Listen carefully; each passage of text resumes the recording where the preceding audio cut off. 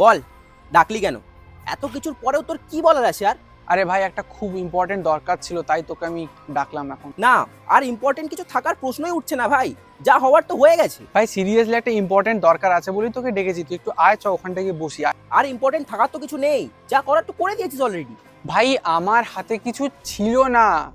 তোর হাতে কিছু ছিল না? টেক্সটের রিপ্লাইগুলো তো তুই নিজেই দিতিস, সেটা কি অন্য কেউ দিত?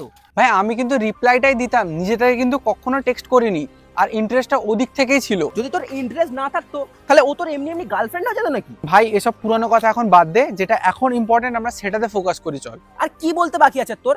আর কি বলবিটাই কি তুই? দেখ ভাই একটা খুব বড় সমস্যা আমি পড়েছি। তোর সমস্যাতে আমি কি করব? আরে শালা তুই শোন না, পুরো ব্যাপারটা খালি বক বক বক বক করে যাচ্ছে।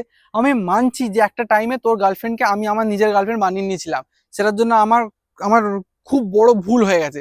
কিন্তু ভাই এরকম একটা গার্লফ্রেন্ডের সাথে তুই ছিলিস কি করে? আমি এই কদিনে পাগল হয়ে গেছি, এত টক্সিক, এত মাথা খারাপ করে দেয়। ভাই আমি তোর কাছে হাত জোড়ো করছি, তোর গার্লফ্রেন্ডকে তুই নিয়ে যা, আমি আর পাচ্ছি না ভাই, সরি ভাই। হ্যাঁ, ঠিক হয়েছে তো। এবার তুমি সামলাও, আমি চলি টিট ফর ট্যাট।